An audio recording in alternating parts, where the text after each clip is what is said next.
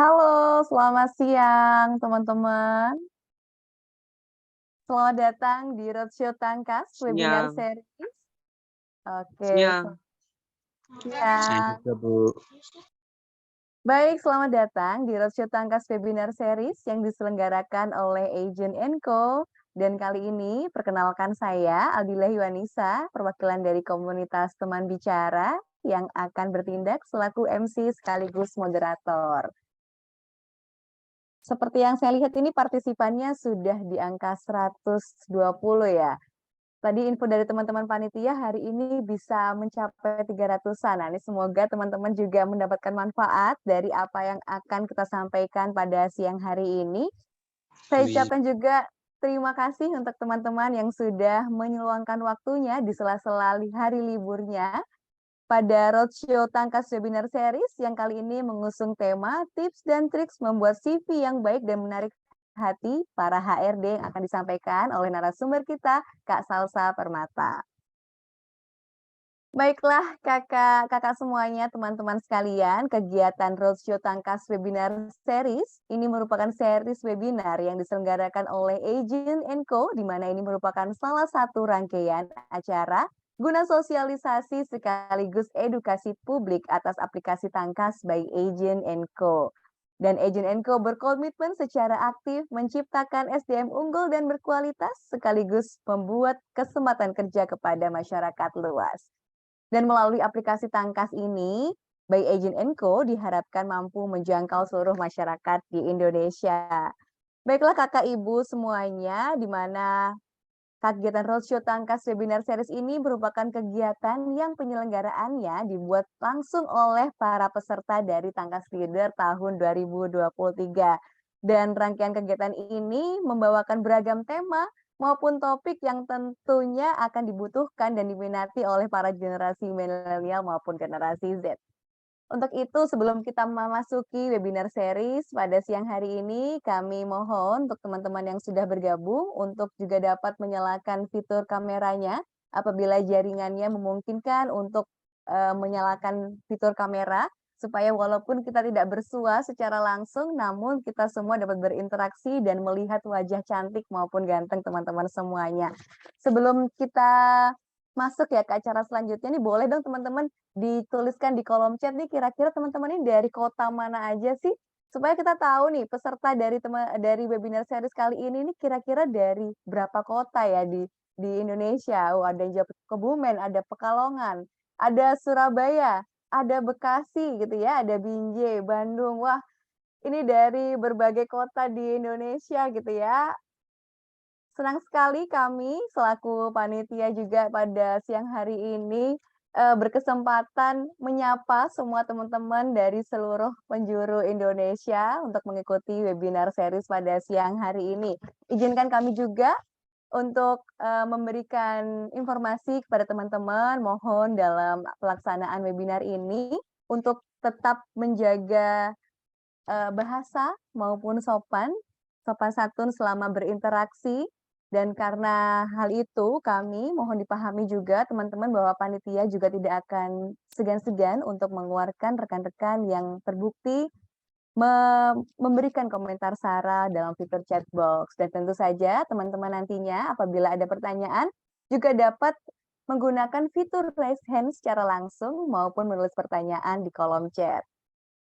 Dan tidak lupa juga buat teman-teman yang sudah hadir ya, untuk dapat juga mengisi daftar hadir, yakni nanti juga akan diinformasikan oleh teman-teman panitia di kolom chat di http ya itu sudah di-share ya oleh Kak Faik ya, untuk teman-teman yang sudah hadir mohon dapat mengisi daftar hadir yang ada di kolom chat tersebut karena nantinya dan dipastikan juga untuk namanya dan emailnya sudah benar karena nantinya hal itu digunakan teman-teman panitia untuk mengirimkan e-sertifikat untuk teman-teman yang sudah bergabung pada siang hari ini.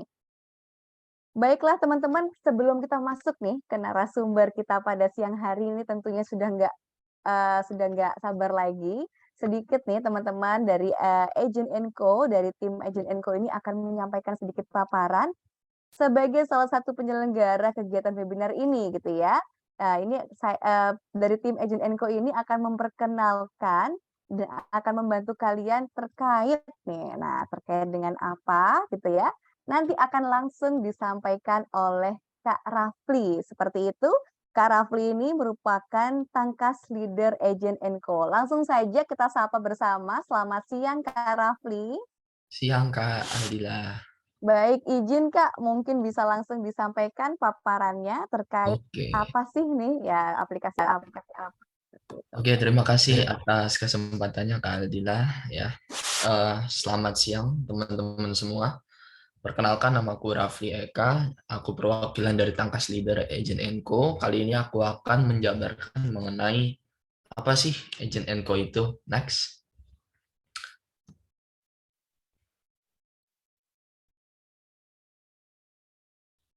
Oke, Agent & Co itu awalnya dari PT Global Alidaya ya, yang merupakan perusahaan startup yang memang didirikan tahun 2019.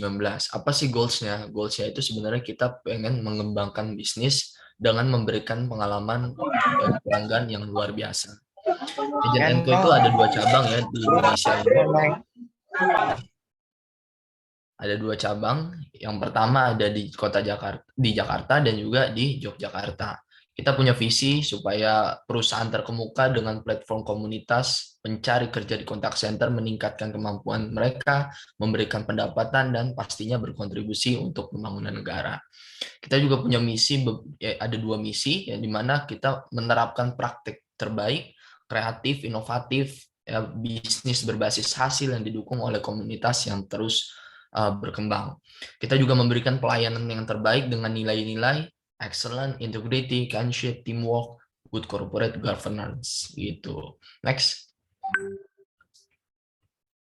Oke, siapa sih kita ini kan? Kami Agent & Co itu punya lebih dari 1.000 agen gitu. Plus kita juga punya lebih dari 30 project sekaligus punya lebih dari 23 klien. Yang aku bilang tadi, kita punya 2 cabang ya, ada di Jakarta, ada di Yogyakarta. Ya, di mana kita ini perusahaan crowdsourcing yang mana dibuat untuk memenuhi kebutuhan pasar gitu. Kebutuhan market untuk menangani lonjakan dan melayani proyek-proyek jangka pendek dengan pastinya model yang fleksibel dan berdasarkan bagi hasil. Next.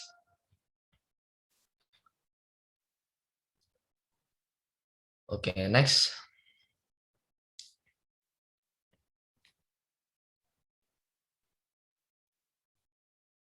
Oke, teman-teman di sini ya pasti nggak asing lah ya sama beberapa logo-logo yang ada di share screen ini gitu ya. Kayak jadi ID, sekolahmu, IDX, Kominfo, Payfest gitu kan. Terus ada Yamaha, Astra International, AHM. Nah, itu semua lebih ke arah klien kita gitu. Agent & Co portfolio baik dari finance service maupun bagian otomotif kita punya tuh. Kita punya partner-partner atau mitra yang mana bekerja sama dengan kami gitu, yaitu bekerja sama dengan Agent & Co PT Global Alidaya. Next. Nah, kalau teman-teman coba perhatikan ya, kalau teman-teman main di LinkedIn gitu ya, bahwa di tahun 2020 itu ada 10 lowongan pekerjaan yang itu dia nggak bakal turun-turun gitu. Dia dia naik terus, bahkan walaupun di pandemi dia stagnan atau gak naik, tidak akan turun gitu. Dan kalau teman-teman perhatikan 1 sampai 10 ini sangat berkaitan semua dengan yang namanya IT, teman-teman. Ya, atau teknologi, bisa dari perangkat lunak ya kan, Anda jadi sales representatif, terus manajer proyek, admin IT, digital marketer, terus ada juga analis data, analis keuangan, desain grafis. Nah, 10 pekerjaan ini yang mana tidak akan mengalami penurunan yang signifikan walaupun di tengah pandemi. Nah, kita akan memfokuskan di nomor 5 yaitu customer service specialist. Next. Nah, di sini kita punya permasalahan yang cukup ruwet ya kalau di Indonesia ini, apalagi permasalahan ketenaga kerjaannya gitu ya. Ada kualitas pekerjaannya relatif rendah, terus nggak dibarengi juga dengan pertumbuhan lapangan pekerjaannya itu yang sangat lambat dari pemerintah. Terus jumlah tenaga kerjanya banyak, gajinya juga kecil gitu kan. Terus yang paling terpenting adalah biaya untuk meningkatkan skill atau biaya untuk mereskill lagi gitu, itu sangat tinggi.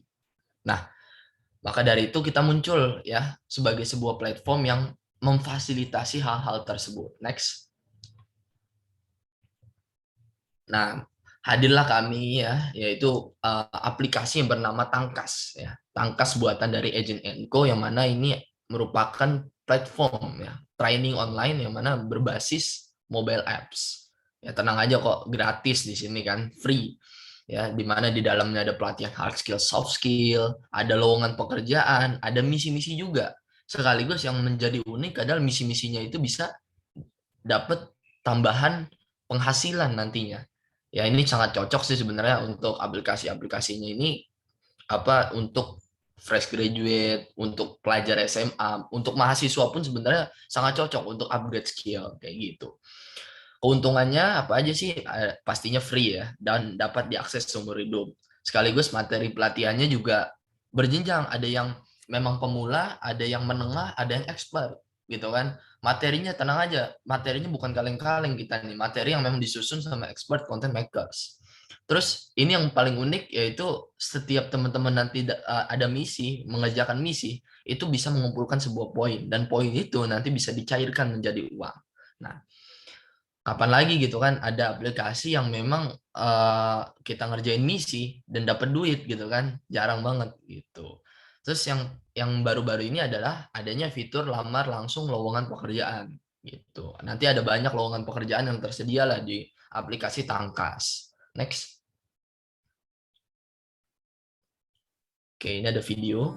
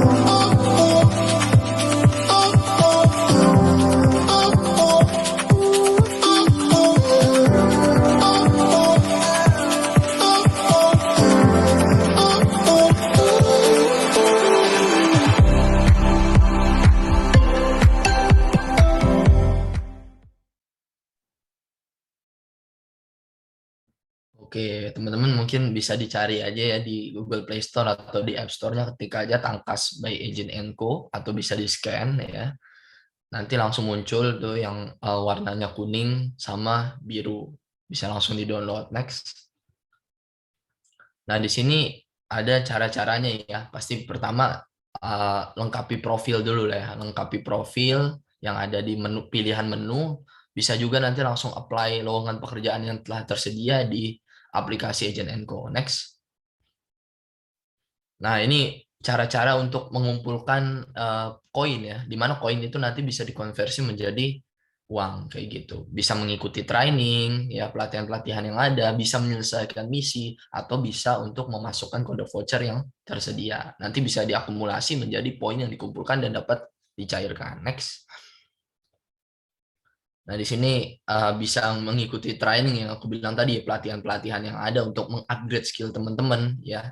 Yang pastinya itu berjenjang ya, dari mulai pemula dulu, menengah, nanti sampai ke expert kayak gitu. Next. Nah, ini menu untuk menyelesaikan misi teman-teman. Jadi bisa nanti diklik aja tombol menunya, lalu ada misi-misi yang tersedia, banyak misinya dan poin-poinnya juga tak kalah nggak dikit gitu. Itu poin-poinnya nanti bisa dikonversi menjadi uang kayak gitu. Next.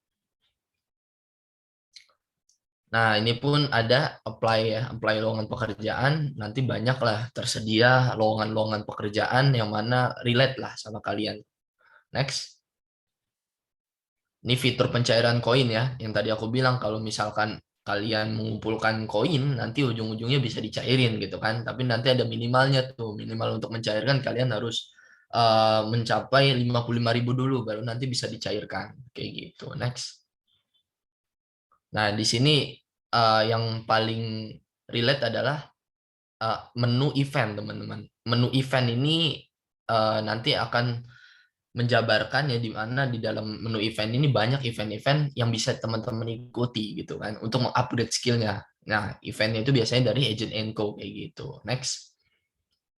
Nah, di sini kami menawarkan untuk teman-teman mendownload ya, dan sekaligus mendownload dan memasukkan ya kode voucher MEI 2 atau Mei 2, di mana ini valid dari tanggal 1 Mei sampai tanggal 31 Mei. Dan otomatis teman-teman kalau mencantumkan kode voucher tersebut bakalan dapat 5.000 poin, teman-teman. Ya, aku ingetin lagi, bisa teman-teman download ya Tangkas by Agent Co, di mana cantumkan kode voucher MEI 2, lalu teman-teman bisa mendapatkan poin secara cuma-cuma yaitu 5.000. Kayak gitu. Next. Oke, ini mungkin bisa teman-teman teman-teman update dulu, update sendiri gitu ya, bisa digabung channel Telegram kami ya. Ya, namanya Community Agent Co. Di sana bisa banyak lah teman-teman dapat informasi kayak peluang peluang lain, terus pekerjaan, terus event, banyak lah. Next. Oke, kita punya sekitar 5 event ya di bulan ini, di mana event selanjutnya akan ada di tanggal 25 Mei, teman-teman.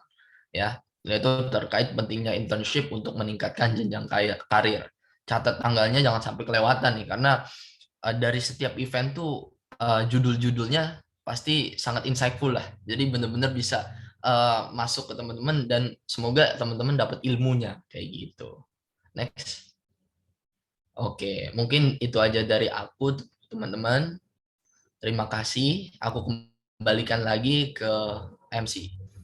Baik, terima kasih Kak Rafli atas paparannya terkait Agent Co, khususnya aplikasi tadi yang disebutkan Kak Rafli, yakni Tangkas gitu ya.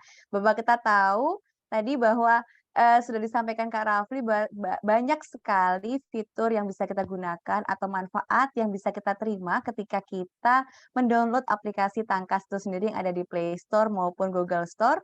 Di mana tadi sudah dijelaskan Kak Raffi, ada kode voucher yang bisa digunakan oleh teman-teman selama bulan Mei ini, dengan kodenya adalah MEI 2 atau Mei 2 yang berlaku hingga 1 hingga 31 Mei 2023 dan akan langsung mendapatkan poin sejumlah 5.000. Nah, gitu ya.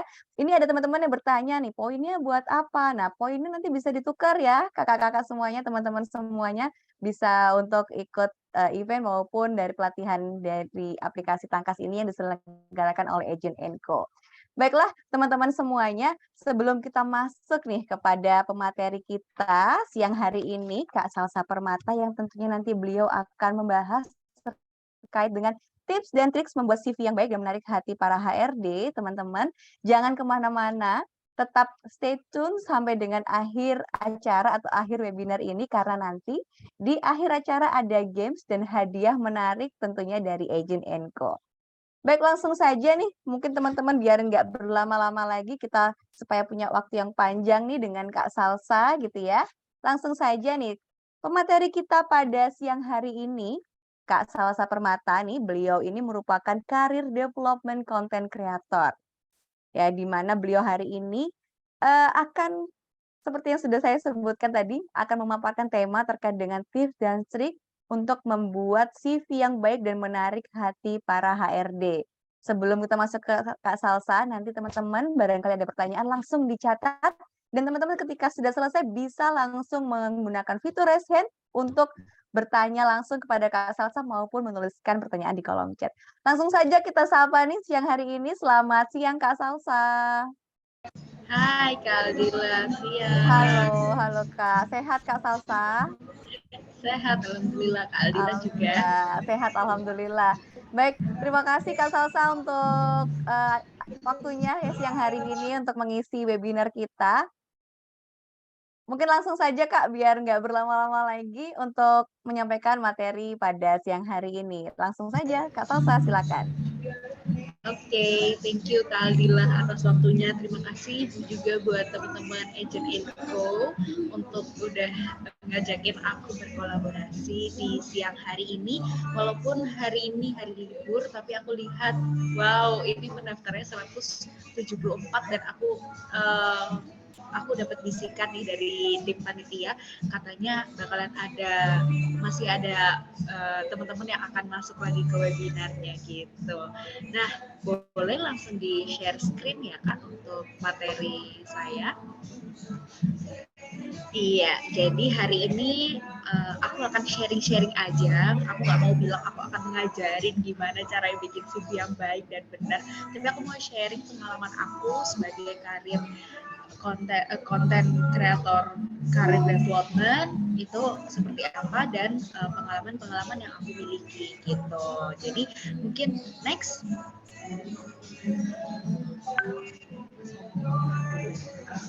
Oke, mungkin you guys wondering siapa sih ini yang lagi ngoceh di depan pakai baju biru. Hai semuanya, I'm Salsa Permata. Aku sering bilang kalau aku tuh your career friend. Aku nggak mau bilang aku tuh mentor atau aku seorang suhu gitu ya, karena aku juga masih belajar dan aku kepingin kalau aku tuh jadi teman karir kalian kayak gitu. Jadi kegiatanku selama ini adalah aku adalah karir konten kreator. Teman-teman bisa follow Instagram aku di @salsapermata. Terus juga sekarang lagi proses S2 di salah satu universitas di Surabaya dan seorang community builder serta master of ceremony seperti itu. Jadi aku sebenarnya punya background di bidang karir development karena aku dulu pernah bekerja kurang lebih 3 tahun di salah satu startup seperti Agent Co gitu ya. Jadi di sini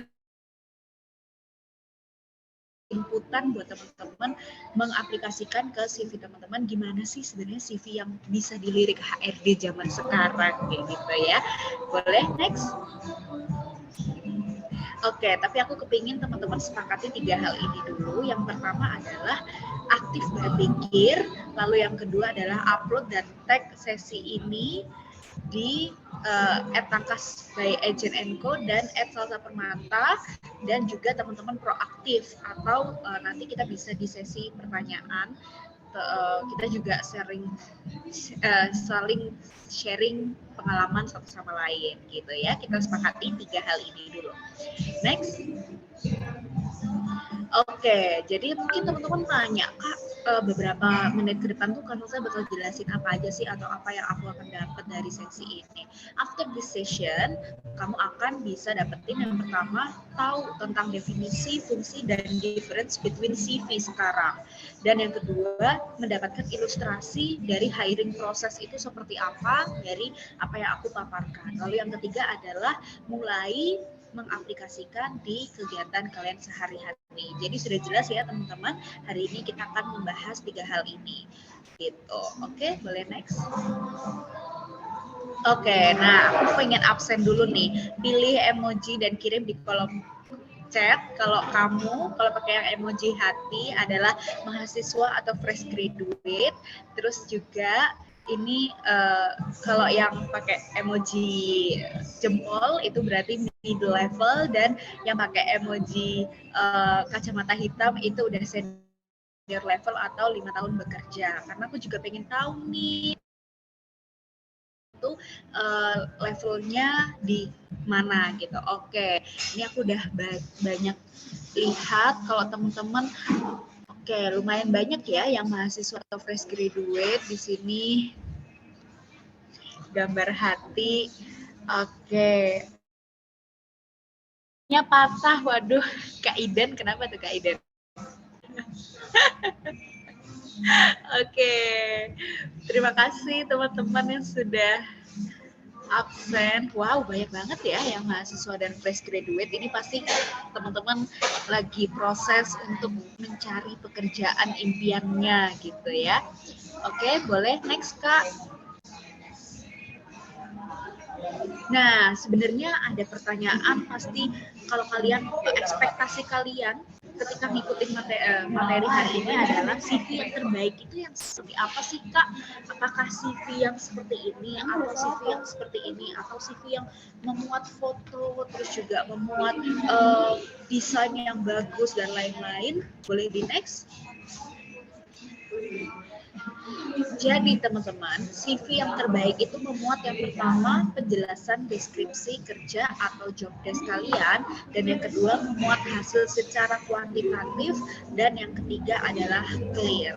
Jadi yang akan aku bahas, CV yang terbaik itu bukan yang CV warna ini, warna itu, tapi ternyata CV yang baik itu adalah CV yang memuat penjelasan deskripsi kerja atau job desk kalian secara clear, terus juga memuat hasil secara kuantitatif, yaitu misalnya kalian sudah pernah berhasil meningkatkan sales sebesar 50%. Nah, itu kalian jelasin nih di CV. Terus yang clear itu apa? Yang clear itu yang nggak terlalu rame, nggak bikin HRD itu bingung. Sebenarnya habis kalian jelasin nama, terus kalian jelasin tempat tinggal kalian di mana, terus tiba-tiba kalian jelasin pengalaman kerja, terus banyak pengalaman kerja baru biodata diri. Nah, itu kan agak kebalik ya. Jadi memang harus clear, desainnya juga tidak terlalu heboh.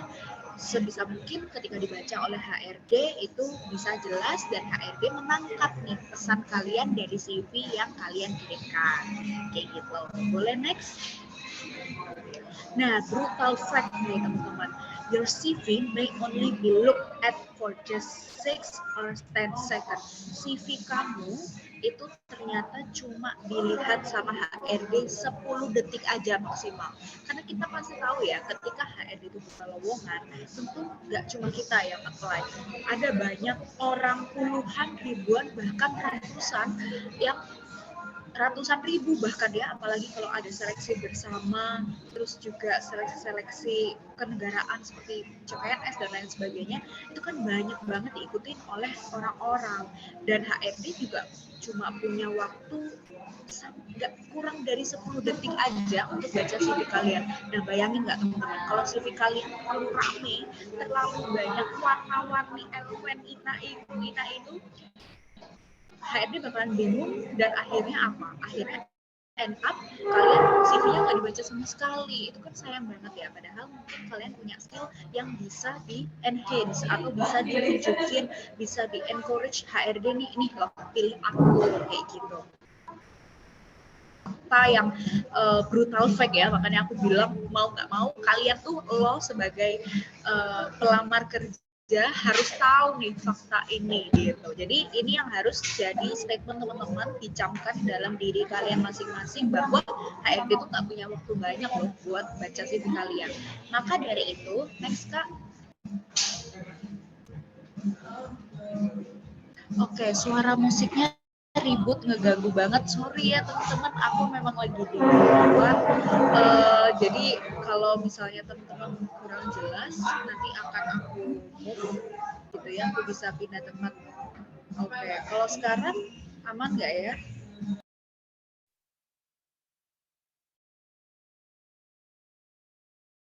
Oke, aku lanjutin dulu ya.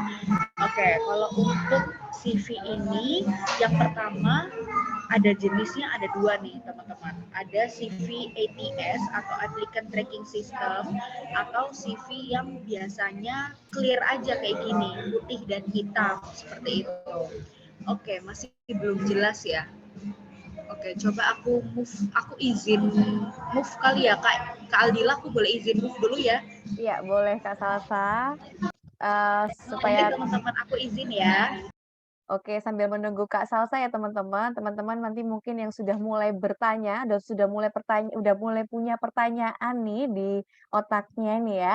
Mungkin sambil menunggu Kak Salsa kembali kepada kita semua di hadapan kita, teman-teman juga boleh jangan lupa mengisi daftar hadir yang sudah ada di kolom chat, karena nanti daftar hadir ini yang teman-teman isi dengan nama yang benar maupun email yang benar akan digunakan panitia untuk membuatkan e-sertifikat. Dan teman-teman yang sudah ada pertanyaannya, sudah punya pertanyaan, juga mungkin bisa menuliskan di kolom chat untuk kira-kira mau bertanya apa nih ya dengan Kak Salsa. Jadi sambil nanti teman-teman dari panitia akan memilah pertanyaan apa yang akan kita bahas pada siang hari ini, seperti itu. Tadi seperti yang sudah dijelaskan Kak Salsa nih. Nah, kira-kira kalau nih, seperti yang sudah dijelaskan Kak Salsa bahwa CV itu sangat ini ya, sangat menentukan nih. CV yang teman-teman semua nanti buat ini akan menentukan apakah, akan dilirik nggak sih sama HRD gitu ya, CV seperti apa sih yang sebenarnya akan dilirik oleh teman-teman atau Bapak Ibu HRD perusahaan yang Kakak-kakak lamar, seperti itu. Jangan jangan berkecil hati nih tadi ada yang bertanya juga, "Ini kalau pelajar, saya harus memberi emotikon apa?" Gitu ya. Nggak, terserah deh Kak mau kasih emotikon apa. Ini kita tidak menutup kemungkinan baik teman-teman itu pelajar maupun, fresh graduate ataupun sudah bekerja. Hai Kak, sudah bisa kembali Kak Salsa? Hai, gimana? Aman kalau sekarang lebih clear daripada Iya. tadi? Iya, clear Kak Salsa.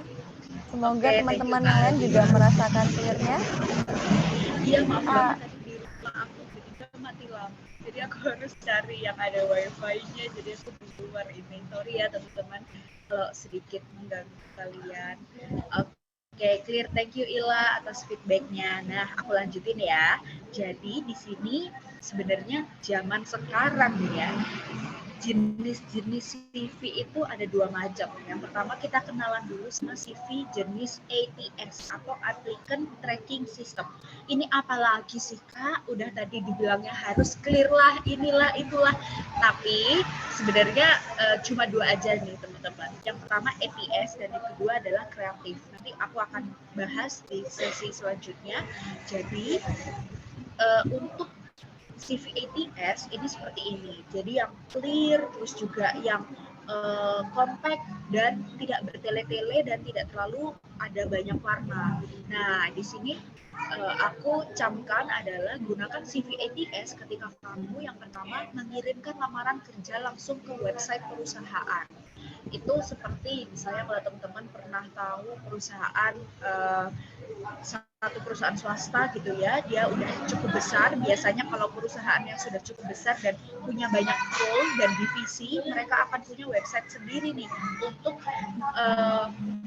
meng-hire orang-orang buat perusahaan mereka. Terus yang kedua adalah ingin menonjolkan kemampuan secara clear, gitu. Aku bilang tadi ingin menonjolkan kemampuan secara clear. Dan yang ketiga adalah apply untuk pekerjaan yang sebenarnya tidak membutuhkan skill kreativitas secara visual. Jadi misalnya mendaftar sebagai sekretaris, itu kan tidak perlu menunjukkan membutuhkan skill kreativitas yang terlalu seperti kalau teman-teman apply sebagai graphic designer atau teman-teman apply sebagai tim konten sosial media, nah itu kan tidak terlalu membutuhkan skill kreatif yang kayak gimana kan ya, kayak gitu. Jadi teman-teman kalau mau apply nih, yang pertama website perusahaan, kedua ingin menonjolkan kemampuan secara clear, dan yang tiga apply untuk pekerjaan yang tidak membutuhkan skill dan kreativitas. Jadi teman-teman bisa menggunakan sistem ATS. Boleh next Kak?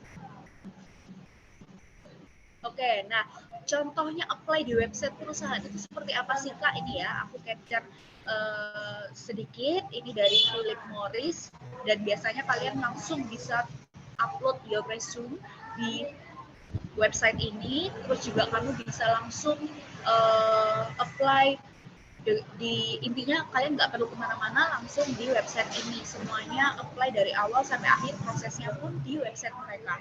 Nah teman-teman harus ketahui, karena website seperti ini, sistem seperti ini itu mereka tuh sebenarnya nggak bisa mendetek yang namanya foto atau terlalu banyak elemen-elemen warna-warni. Jadi mungkin teman-teman yang pernah punya pengalaman mendaftar di website perusahaan terus kalian pakai CV kreatif, nah takutnya itu tuh nggak kebaca sama sistemnya gitu loh teman-teman. Jadi suatu sistem itu kan mereka hanya bisa membaca secara simpel, yang namanya sistem atau AI gitu ya, mereka bisa membaca secara simpel tulisan yang jelas dan yang bisa diterima oleh sistem mereka. Dan bahkan nih teman-teman, kalian harus tahu juga bahwa di website seperti ini mereka itu biasanya sudah punya beberapa kata kunci seperti skill, misalnya skill untuk sales. Mereka kepingin di kata kunci CV kalian ada keywordnya tentang sales, atau misalnya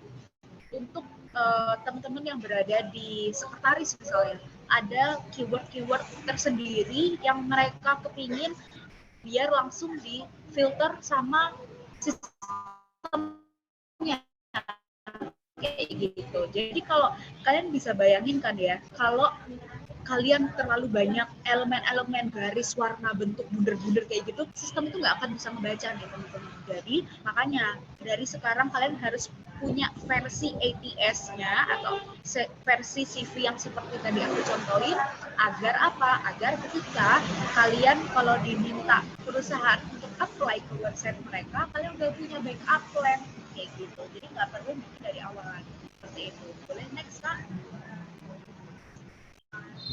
Nah, terus yang kedua adalah CV kreatif. Teman-teman, aku pasti yakin 99% teman-teman yang hadir sekarang punya CV yang model seperti ini. CV yang kreatif, yang warna-warni, yang punya banyak bentuk, dan lain sebagainya. Dan gunakan CV kreatif ini ketika kamu yang pertama mengirimkan lamaran kerja langsung ke email HRD. Jadi kita kan juga pernah ya nge-apply lamaran kerja, coba kirimin ke email HRD at gmail.com kayak gitu ya. Nah itu nggak apa-apa nih teman-teman pakai email ini karena yang pakai CV seperti ini karena yang akan membaca itu bukan sistem tapi HRD itu sendiri atau manusia ya pastinya. Dan yang kedua adalah ingin menonjolkan kemampuan kreatif secara visual. Jadi di sini kalau teman-teman kepingin, apalagi ini aku encourage untuk teman-teman yang punya kemampuan di bidang desain, di bidang apalagi desain ya, visual dan lain sebagainya, kalian coba deh tonjolin kemampuan kalian dari CV yang kalian kirimin. Jangan cuma menurut aku CV seperti ini akan lebih bagus juga jika ditunjang dengan elemen-elemen yang mendukung pekerjaan kalian nantinya. Dan yang ketiga adalah melamar untuk bagian garda terdepan perusahaan, sales, customer service, dan resepsionis. Nah, kalau yang kayak gini ini maksudnya apa Kak? Gitu. Kan kita bisa lihat ya di sebelah CV yang ATS tadi itu nggak pakai foto. Boleh di back sedikit Kak ke CV ATS. Nah, di CV ATS ini kan teman-teman bisa lihat nggak ada foto sama sekali, clear gitu ya. Karena apa? Karena sistem memang kurang bisa membaca foto teman-teman. Karena foto itu kan dilihat secara visual ya, secara oleh manusia kayak gitu. Nah, itu sistem ATS kurang bisa membaca itu.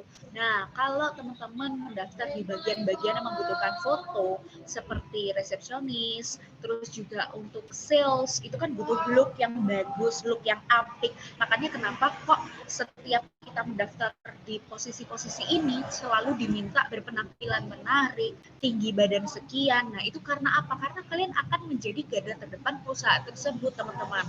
Dan boleh di next Kak ke CV yang kreatif. Nah, di sini kan ada nih si Cahaya Dewi ini admin sosial media. Nah, sosial media ini kan nantinya juga biasanya skop pekerjaannya akan seputar sosial media, terus dia juga bisa jadi talent di sosial media. Intinya si Cahaya ini harus nampak lah ya kayak gitu.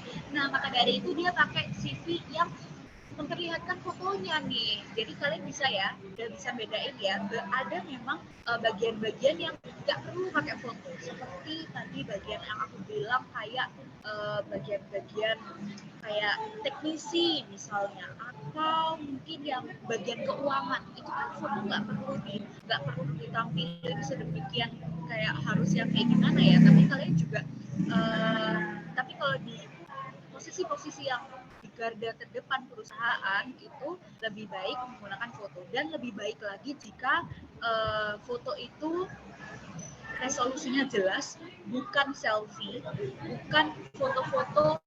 Nah, ini aku yang sering kecolongan adalah foto-foto pas foto yang kalian masukin itu bukan yang nggak boleh, Tapi menurut aku pribadi di zaman sekarang itu udah nggak zaman lagi. Karena yang pertama adalah pas foto itu nggak bisa memperlihatkan style kalian itu seperti apa sih, uniqueness yang kalian punya itu seperti apa sih. Mendingan kalian memang spend uang berapa ribu untuk misalnya foto di studio yang memang pakai foto-foto yang bisnis, foto formal gitu ya, seperti yang kayak profil aku tadi. Boleh di kedepanin Kak, sorry, paling depan di bagian perkenalanku.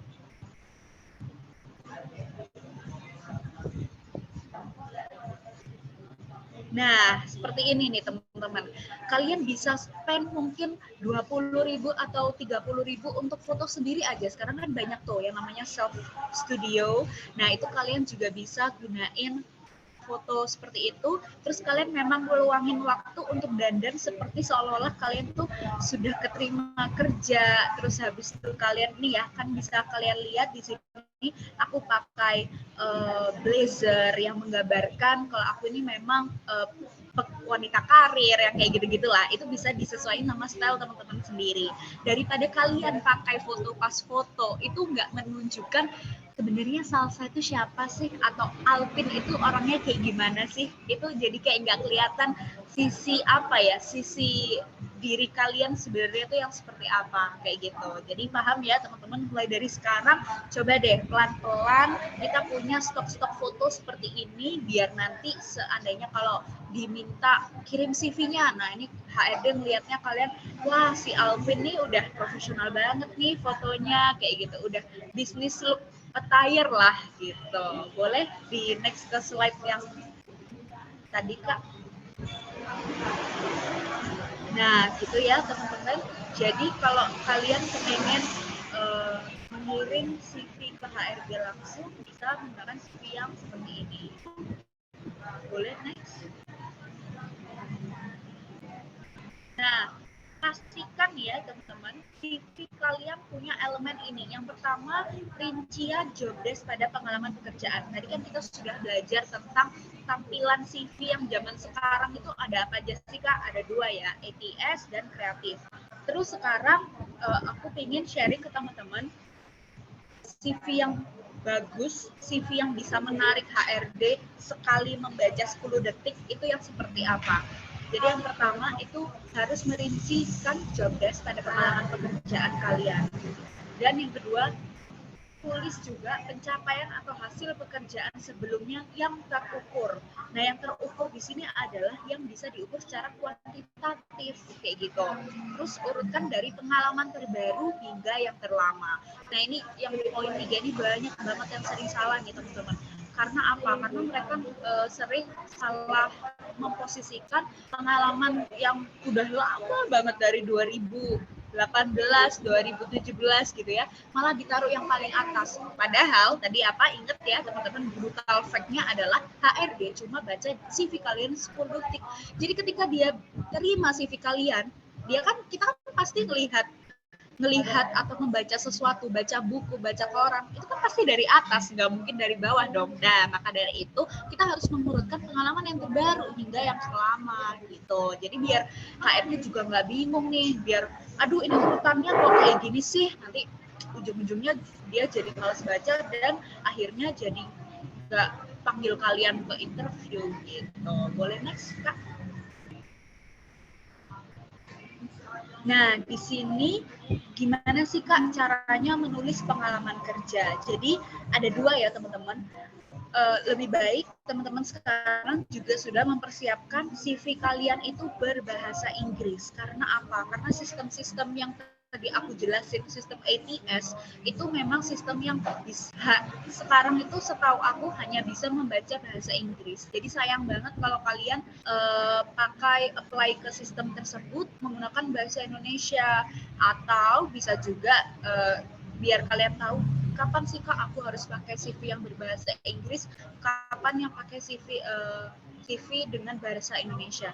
Kuncinya gini aja, kamu melihat lowongan pekerjaan itu pakai bahasa apa. Jika HRD-nya dari awal sudah menggunakan bahasa Inggris untuk we are hiring, biasanya gitu ya, we are hiring untuk apa, terus habis itu dia jelasin responsible for social media bla bla bla bla. Nah, itu kan udah bahasa Inggris ya, maka apply-lah juga menggunakan bahasa Inggris.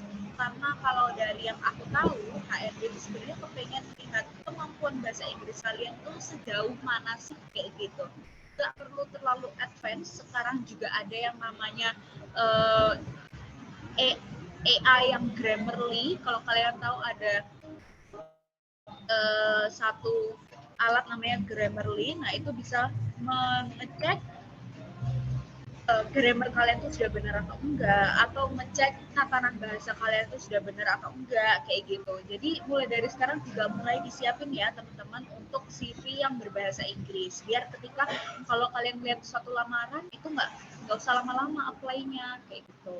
Dan terus ini ya, aku kasih contoh untuk bahasa Inggris, itu bisa ditulis jabatan kalian, durasi kerja, dan nama perusahaan, serta lokasinya. Nah, ini tadi aku yang jelasin kalau gimana sih Kak caranya nulis pengalaman kerja yang pakai kuantitatif itu. Nah, ini deskripsikan menggunakan kata kerja plus angka. Di sini si kakak ini kan dia pakai dia pengalaman kerjanya sebagai content writer, makanya dia akan menulis wrote for SEO friendly articles per day. Nah, di sini dia menulis 4 artikel sesuai dengan SEO artikel per hari. Nah, itu kan udah jelas ya, job desk-nya adalah menulis SEO friendly sebanyak berapa gitu.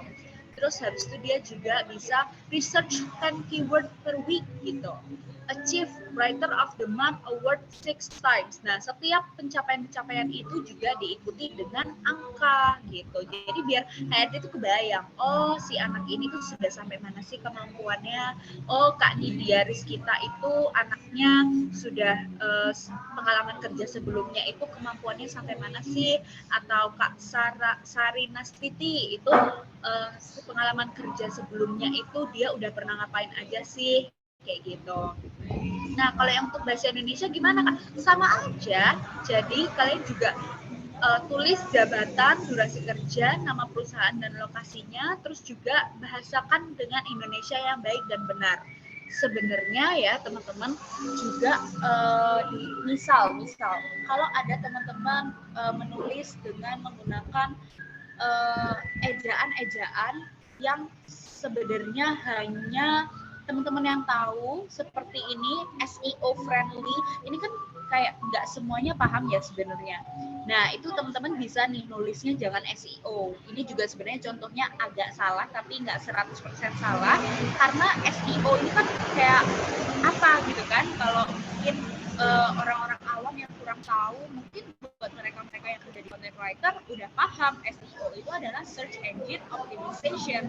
Tapi kalau buat teman-teman buat HRD yang mungkin masih awam misalnya, itu kalian bisa jelasin dan tulis, misalnya menulis 4 artikel search engine optimization friendly, seperti itu. Jadi kalau ada ejaan-ejaan yang susah, apalagi yang IT itu ya, kalau aku pernah lihat ada yang kayak pokoknya ada kayak istilah-istilah IT yang aku kurang seberapa paham.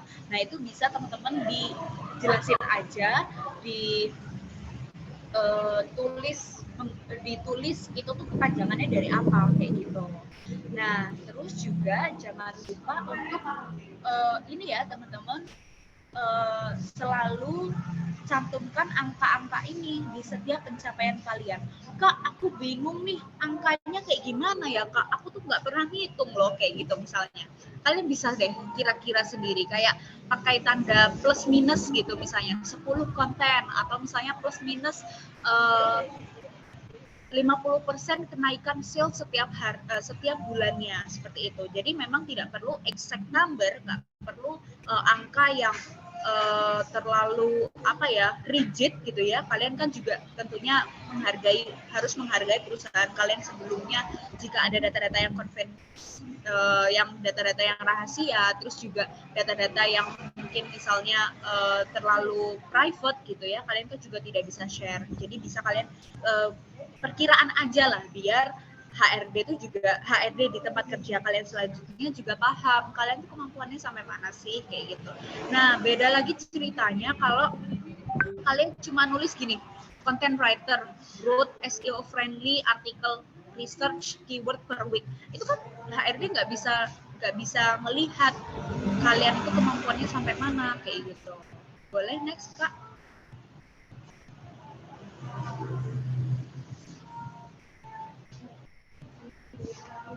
Halo, boleh next Kak?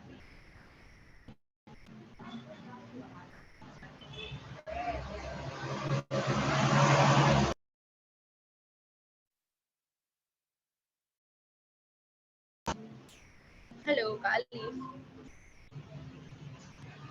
Nah, ini dia. Jangan lupakan yang pertama pengalaman kerja terbaru di paling atas, jangan bertele-tele pada deskripsi pekerjaan. Ketiga, pilih desain yang mudah dibaca dan tidak menimbulkan bias.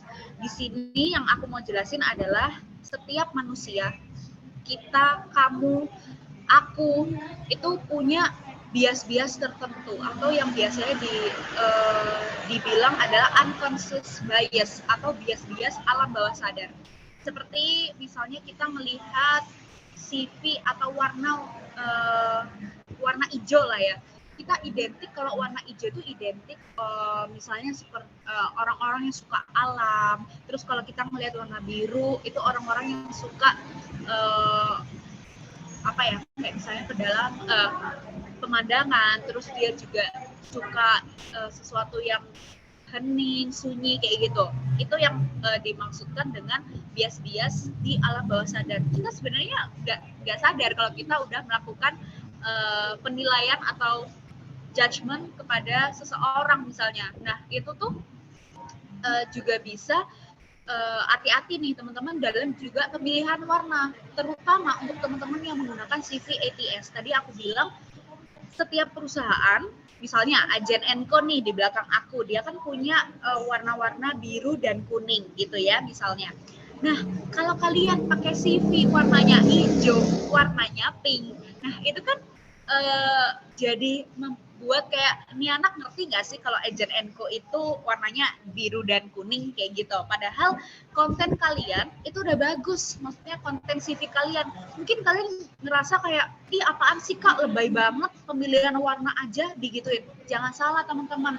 Bahkan kalian kalau melihat brand-brand besar kayak Coca-Cola, Netflix, itu pemilihan warnanya merah, color code-nya apa, itu bener-bener dipikirin loh. Jangan kalian remehin hal-hal seperti ini. Bahkan sampai ada studinya tentang brand identity kayak gitu. Jadi sebisa mungkin kalau kalian mau melamar di Agen Enco nih, nah jangan sampai CV kalian warna hijau, warna biru, itu udah pasti HRD-nya kayak, ini anak niat gak sih di sini kayak gitu.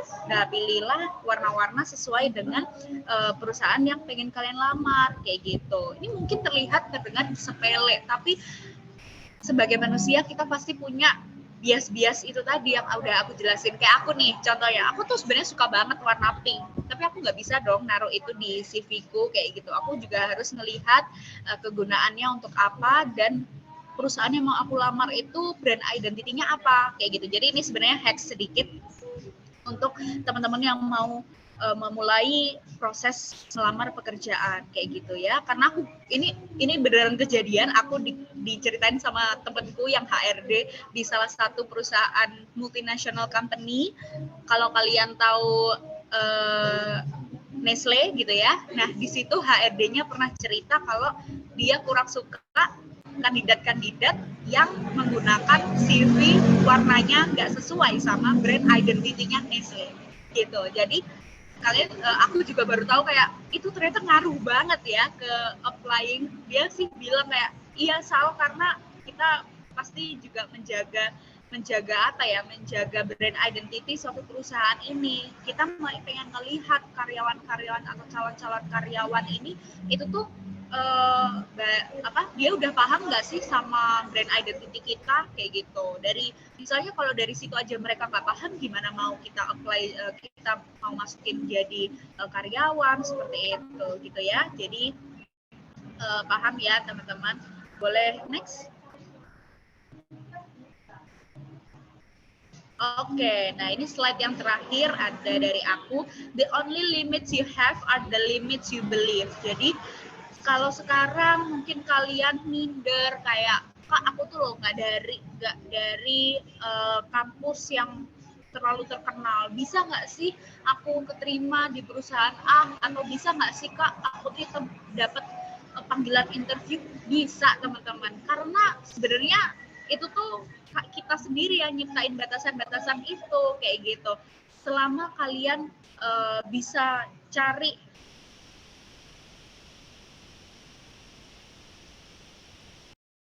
aku yakin kalian paling enggak bisa dipanggil di interview. Karena apa? Karena perusahaan itu juga pengen tahu loh teman-teman, sebenarnya kita itu niat nggak sih kerja di mereka. Jangan gara-gara oke aku butuh duit makanya itu aku kerja, tapi perusahaan juga aku pengen lihat kita ini sebenarnya udah sejauh mana sih mengenali perusahaan ini, sedalam apa kita udah tahu perusahaan ini, dan mereka juga pengen tahu kita tuh sebenarnya udah ngelakuin riset nggak sih, udah kepo nggak sih sama mereka, seperti itu. Jadi buat teman-teman yang nggak dari kampus yang terkenal, atau teman-teman mungkin ngerasa bukan dari top tier university di Indonesia gitu ya, jangan menyerah, karena memang aku sendiri pun bukan dari top tier, tapi alhamdulillah dengan mengaplikasikan saran-saran atau ilmu-ilmu yang aku dapetin tadi, paling enggak aku dapat panggilan interview dulu lah. Nah nanti di interview itulah aku bisa menunjukkan skillku kepada teman-teman HRD atau user yang akan mewawancarai aku gitu. Sekian, terima kasih teman-teman. Dikembalikan pada Kak Aldila. Oke, terima kasih Kak Salsa atas materinya tadi.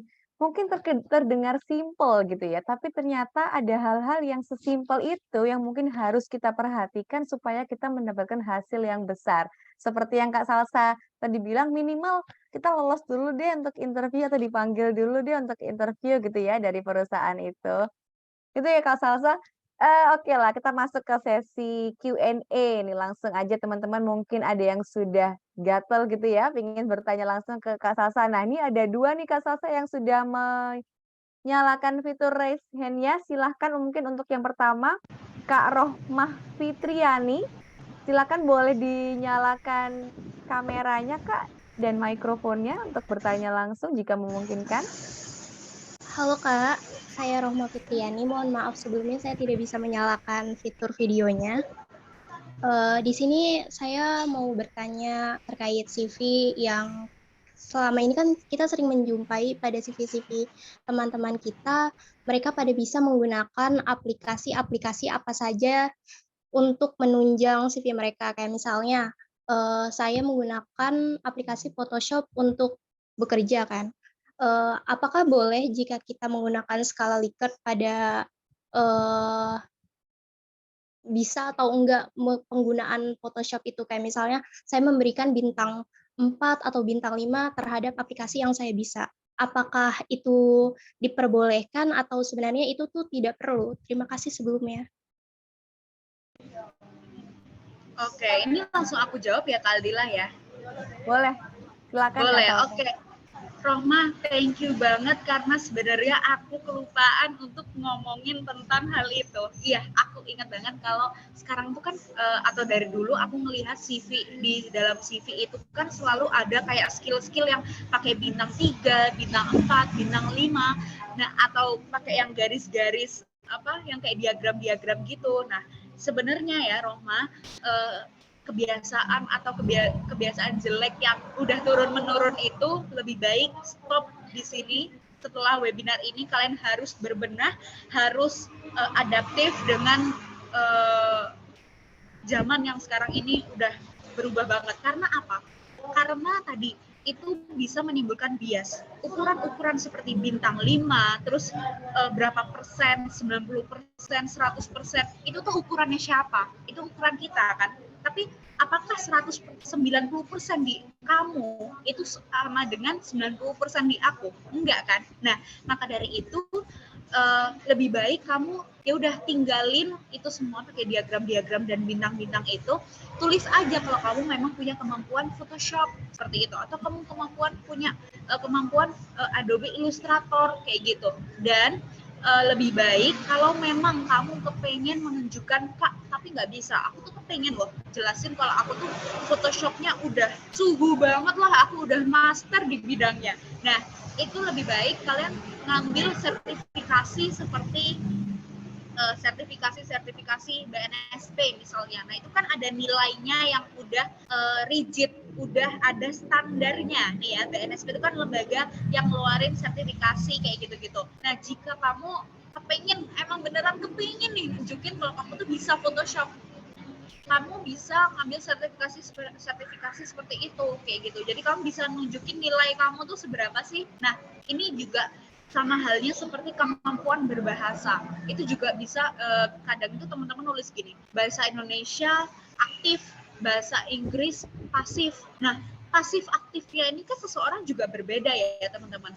Ada juga yang nulis bahasa Inggris 50%, bahasa Indonesia 100% kayak gitu kan. Nah, lebih baik kalau memang teman-teman seperti ini, kan teman-teman semua bisa di setiap kampus masing-masing itu biasanya ada yang lembaga khusus bahasa itu kan sebelum kita lulus. Nah, itu nilainya dibuat untuk ditaruh di CV teman-teman itu boleh banget daripada kalian cuma nulisin 50%, 75% seperti itu. Atau kalau kalian memang punya dana lebih, kalian bisa ngambil sertifikasi TOEFL. Nah, di sertifikasi TOEFL itu kan mereka punya standar sendiri tuh. Nah, itu baru kalian boleh mencantumkan di CV kalian. Tapi kalau sebatas kayak, Kak, aku belum punya sertifikasi apa-apa, terus aku nyantumin bintang 5, bintang 3, belum tentu loh bintang 5 di aku itu, bintang 5 di aku itu sama dengan kayak bintang 5 HRD yang nge-interview aku. Jadi di sini Roma paham ya, dan teman-teman juga paham ya, untuk kebiasaan-kebiasaan kayak diagram kayak gitu tuh lebih baik sekarang udah mulai dihilangkan kan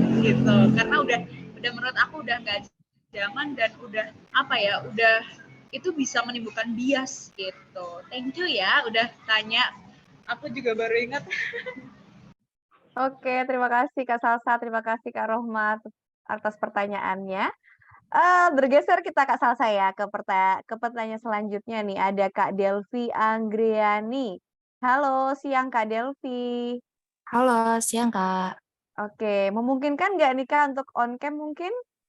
Maaf Kak, aku kameranya lagi bermasalah jadi nggak Oke, bisa buat nggak apa-apa. Nggak apa-apa. Silakan Kak Delvi untuk pertanyaannya.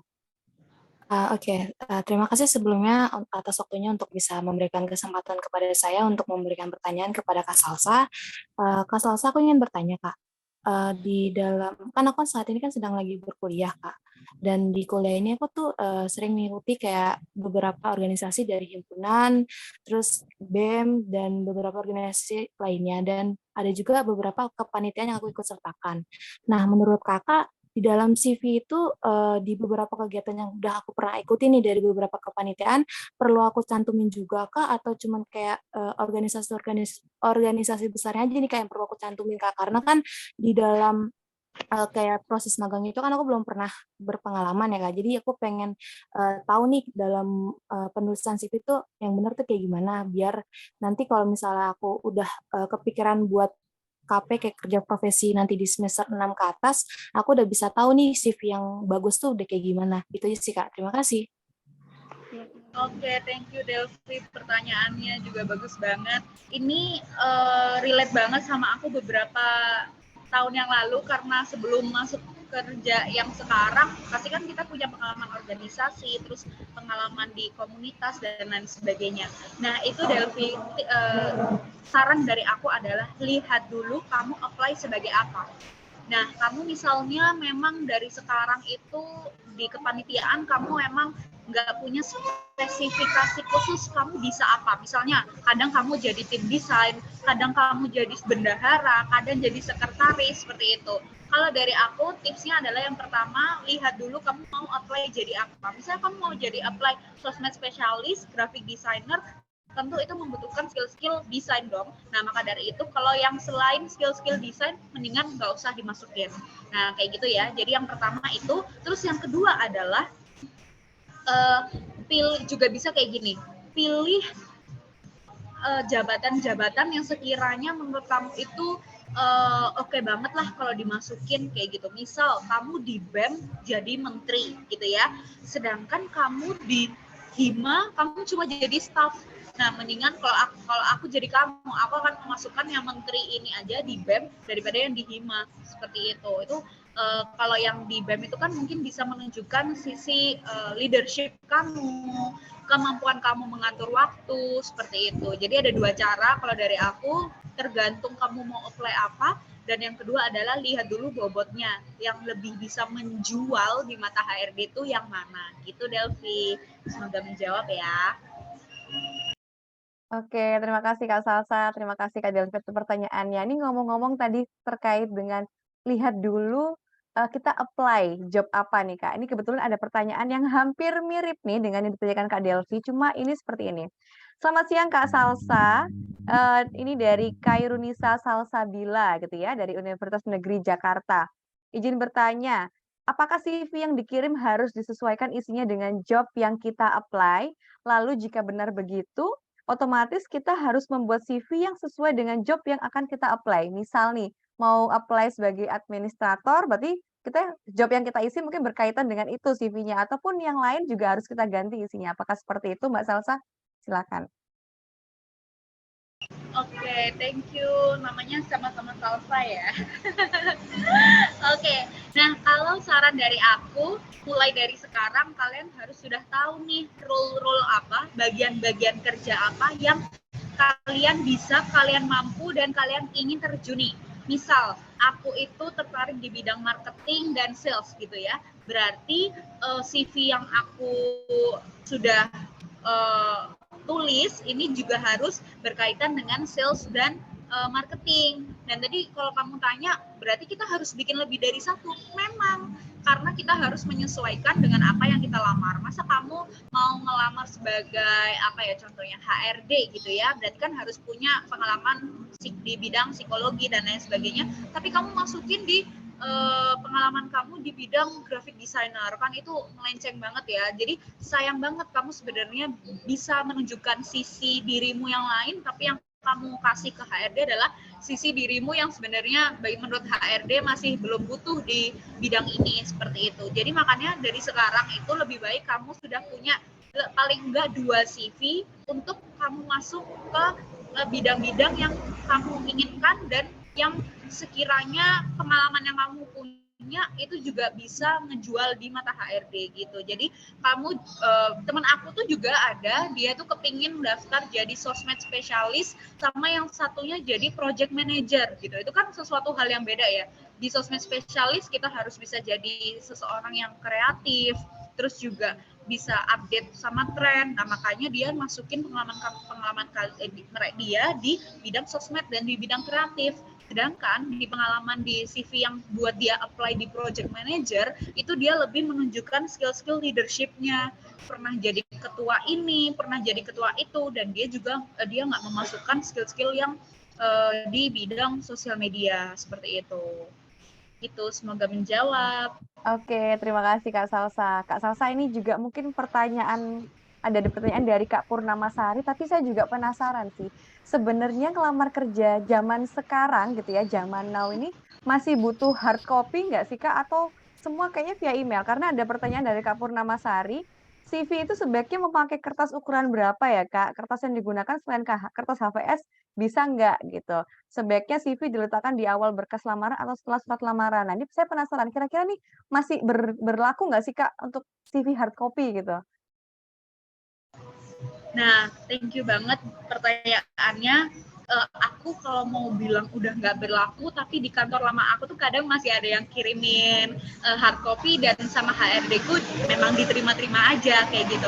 Jadi memang disesuaikan dulu kebutuhannya apa. Mungkin kalau yang hard copy itu seperti bidang yang ini ya, kayak kalian jadi karyawan toko. Nah, itu biasanya kalian bisa langsung drop CV, atau jadi barista kalian bisa langsung drop CV kalian di toko-toko ini atau di coffee shop ini kayak gitu. Aku pernah ngelihat masih ada yang apply. Tapi saran aku, kalau kalian memang niat dan kepengin banget gitu ya diterima di tempat itu, menurut aku jangan pakai kertas HVS deh gitu ya. Kalau kalian memang punya budget lebih, coba kalian emang sediakan budget untuk nge-print di kertas misalnya art paper gitu. Tetap ukurannya A4 tapi yang lebih tebel gitu kan. Nah itu kan kalau dari situ aja HRD itu sebenarnya udah ngelihat niat loh anak ini sampai ngeprint kayak gini, nggak asal-asalan kayak gitu. Itu lebih ke apa ya, sebenarnya ini nggak ada peraturan tertulis sih, tapi kalau menurut aku sebagai orang awam kalau nerima CV dengan yang di print di art paper dengan CV yang di print di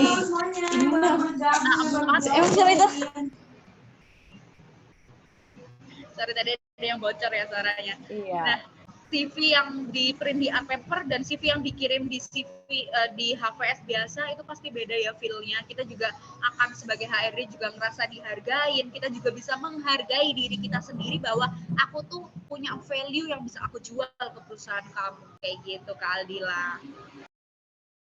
Oke, terima kasih Kak Salsa. Ini pertanyaannya kayak banyak banget nih Kak Salsa ya.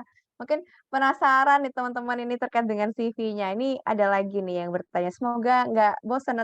Saya coba pilihkan yang kiranya belum kita bahas gitu ya Kak Salsa di di webinar ini. Ini ada pertanyaan nih. Apakah ada sertifikasi atau kursus online yang berpengaruh signifikan dalam meningkatkan nilai sebuah CV? Ini mungkin tergantung job yang akan di-apply ya mungkin ya. Bagaimana cara menulis pendidikan, kemudian bagaimana cara menulis proyek, atau prestasi yang signifikan di CV untuk meningkatkan peluang saya mendapatkan pekerjaan. Seperti itu, Kak. Ya, mungkin seperti itu. Jadi hal-hal tips-tips apa yang kiranya tips dan trik ya tadi ya untuk, yang perlu dilakukan, Kak? Sertifikasi ada kursus online nggak sih, Kak, untuk misalnya yang pasti dilirik nih para HRD? Ataukah harus BNSP atau Jadi seperti apa gitu? Jadi sebenarnya kalau kursus-kursus seperti itu aku saranin untuk kursus di tempat yang emang legit dan dia bisa mempertanggungjawabkan sertifikatnya secara secara badan hukum kayak gitu. Soalnya yang aku lihat sekarang adalah kita ikutan webinar aja udah dicantumin di CV. Nah itu menurutku kurang ini ya, daripada kalian menuhin CV kalian dengan hal-hal seperti itu, kalian bisa nyantumin sertifikasi-sertifikasi yang emang kalian punya gitu. Jadi bisa ikut lembaga BNSP misalnya, atau juga bisa kalau kalian punya budget lebih, kalian bisa explore di Agent & Co misalnya, di Talent by Agent & Co. Terus kalian juga bisa explore di tempat-tempat lain, boleh banget. Tapi yang aku harus tekenin di sini adalah pastikan bahwa lembaga itu lembaga yang terpercaya dan punya badan hukum, seperti itu. Jadi bukan lembaga yang abal-abal ya teman-teman, karena di zaman sekarang tuh siapa aja bisa ngeluarin sertifikat kan sebenarnya kayak gitu. Nah, terus juga untuk menulis pendidikan menurut aku juga sama seperti menulis pengalaman pekerjaan. Jadi kasih tahu tuh di dalam section pendidikan, misalnya jurusan Ilmu Komunikasi Universitas Erlangga kayak gitu ya. Nah, itu di bawahnya kalian bisa nulisin pengalaman kalian di dalam kampus itu udah pernah ikut apa aja. Kayak misalnya jadi mahasiswa berprestasi, atau jadi tim leader, atau mungkin kalian juga pernah ngerjain project bareng dosen, itu boleh banget.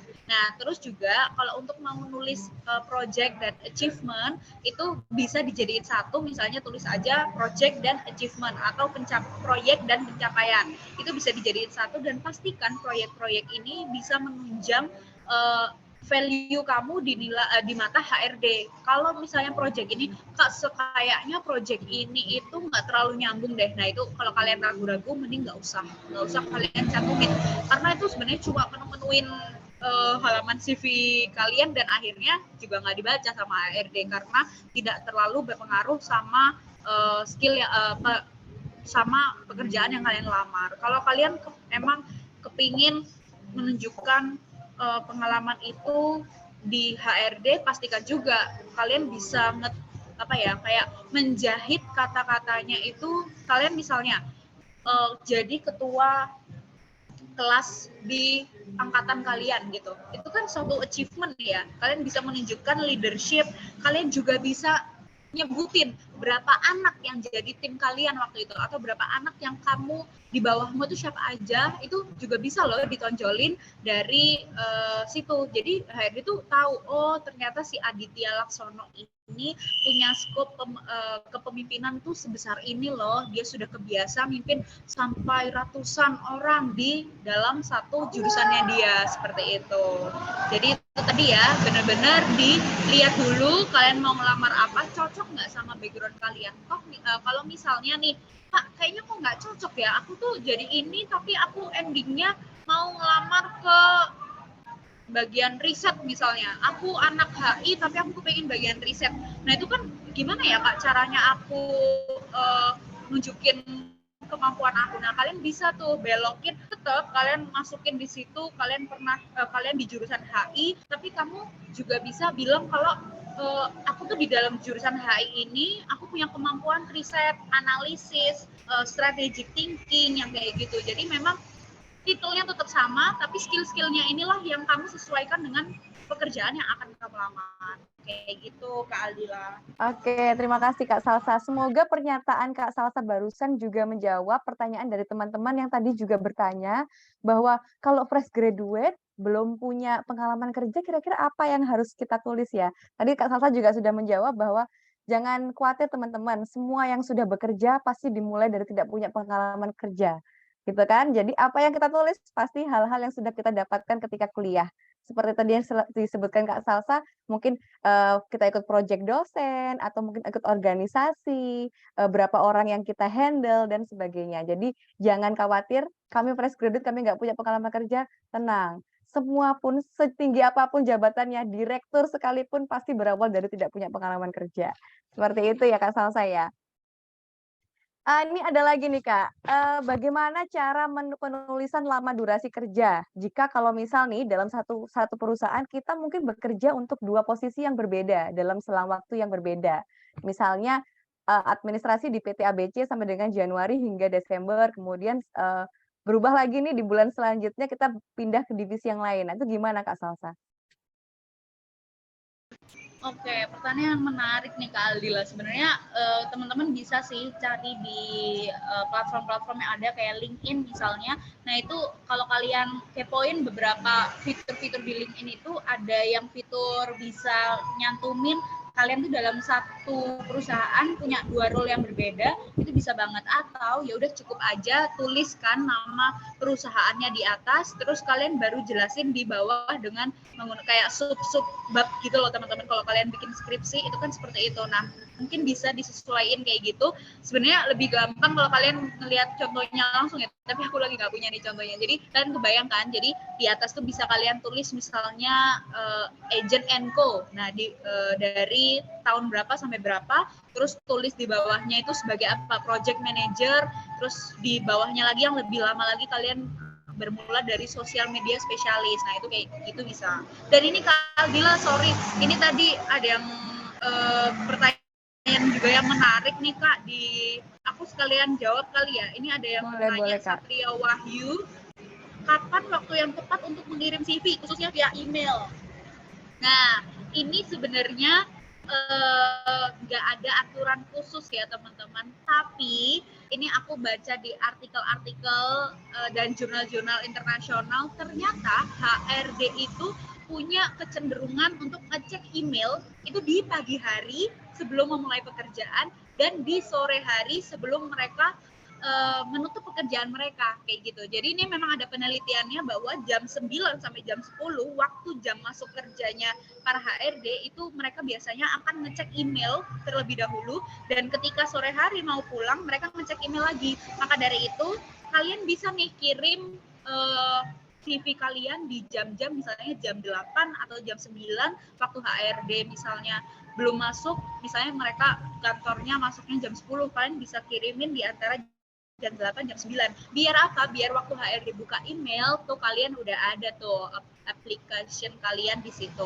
Terus juga boleh sore hari sebelum HRD mau nutup laptop gitu ya, itu mungkin jam 4 sampai jam 5 atau jam 3 sampai jam 5 seperti itu. Terus juga nih ya teman-teman, tadi aku lupa sebentar. Sebenarnya HRD itu juga ini kayak bukan aturan khusus gitu ya, tapi kalian juga bisa coba untuk nanya lowongan pekerjaan kepada HRD itu langsung kayak gitu. Misalnya kayak gini, bukan nanya, Kak ada loker nggak? P kayak gitu, enggak ya teman-teman. Kita juga harus bisa memposisikan diri kita sebagai HRD itu. Pasti risih kan kalau teman-teman langsung bilang, Kak ada loker nggak? Kak di tempatnya kakak ada lowongan kerja buat aku nggak ya? Itu kan terkesannya kita istilahnya kasarannya lah kan kayak ngemis gitu ya. Padahal ya memang kita butuh pekerjaan itu. Tapi sebenarnya teman-teman bisa loh membuat kata-kata itu lebih baik. Misalnya seperti ini, mungkin bisa dicatat juga ya. Kayak, hai Kak Aldila, misalnya gitu. Hai Kak Aldila, namaku Salsa. Aku tertarik nih sama profil kakak karena aku lihat kakak jadi moderator di Agent & Co, misalnya gitu. Dan sebenarnya aku tuh punya skill ini loh Kak, misalnya skill administratif dan skill misalnya skill administratif dan skill di bidang sekretaris gitu. Boleh nggak ya Kak kita ngobrol-ngobrol untuk aku nunjukin skillku nih ke kakak karena aku tertarik banget kerja di tempatnya kakak kayak gitu. Itu bisa, itu 1-2 hal yang menurut aku sama-sama kita nanya lowongan pekerjaan, tapi yang satunya lebih sopan, lebih profesional. Kalian juga menghargai Kak Aldila itu sebagai rekan kerja kalian nantinya. Nah, itu bisa jadiin tips buat kalian yang mungkin kayak, aduh Kak, aku tuh setiap melamar gagal terus kayak gitu. Karena ini aku punya cerita unik, sebenarnya aku juga kalau melamar pekerjaan caranya kayak gitu nih teman-teman. Jadi ini aku cuma bagiin di Agent & Co. Jadi kalau aku nyari pekerjaan tuh memang aku langsung reach out ke HRD-nya, langsung aku tanyain dengan sopan, Kak punya waktu nggak ya buat aku, kita ngobrol sebentar untuk aku pengen nunjukin loh skill aku di bidang ini, karena aku tertarik banget kerja di kantor kakak, kayak gitu. Nah itu rata-rata aku sih kalau aku nyoba 80% alhamdulillah akhirnya dipanggil interview gitu. Mungkin teman-teman habis ini bisa ngelakuin tips ini, tapi pastiin di jam kerja dan jangan ganggu HRD-nya ya gitu. Thank you Kak Aldila. Iya Kak Salsa, nah itu tadi tips dari Kak Salsa itu ya. Jadi mungkin nanti habis ini teman-teman kalau belum punya LinkedIn gitu ya, yang sering itu ya, dibuat biasanya salah satu platform itu, tapi jangan salah, Agent & Co di aplikasi Tangkas tadi juga bermanfaat teman-teman untuk teman-teman yang kiranya ini butuh atau sedang mencari pekerjaan. Teman-teman juga bisa langsung aja download aplikasi Tangkas by Agent & Co di Google Store maupun di Apple Store ya, seperti itu. Kiranya mungkin ada lagi teman-teman yang mau bertanya atau karena sudah cukup banyak nih pertanyaan dari teman-teman semuanya, barangkali ada sebelum kita berinjak pada acara selanjutnya gitu ya, di sesi penutup, adakah yang mungkin mau bertanya di ini langsung, Resen? Gimana nih? Oh, ada pertanyaan lagi. Oh, cukup, Kak, gitu. Baiklah, siap. Oke, Kak Salsa, terima kasih. Mungkin pertanyaan penutup nih, Kak Salsa ya, dari saya pribadi nih, Kak Salsa. Kan tadi tips dan trik untuk menarik hati HRD ya. Teman-teman sebagian besar ini kan ada yang fresh graduate, ada yang mungkin masih mengenyam dunia pendidikan, baik itu mungkin sebagai pelajar maupun mahasiswa. Ada juga yang sudah bekerja gitu kan ya. Bagi kita yang mungkin sudah bekerja gini Kak Salsa ya, bagi kita yang sudah bekerja, kira-kira mungkin apa sih yang sekiranya butuh kita perhatikan banget nih dalam pembuatan CV gitu kan ya. Otomatis kan mungkin banyak hal-hal yang, perlu kita perhatikan dan lebih spesifikasi gitu ya Kak Salsa dalam penulisan CV. Oke Kak Aldila, pertanyaannya bagus banget. Yang harus kita perhatikan adalah selalu mendokumentasikan atau punya file untuk atas pencapaian-pencapaian kerja kita Kak Aldila. Karena apa? Karena sebenarnya kita tuh kalau sewaktu kita udah kerja, kita tuh sering lupa untuk mendokumentasikan ini. Yang ujung-ujungnya kita kurang bisa ngasih proof atau ngasih bukti kalau oh aku loh udah pernah ngerjain A, B, C, D kayak gitu. Nah, sebisa mungkin ketika kalian berada di satu perusahaan itu tuh didokumentasikan, diingat-ingat juga, dicatat pencapaian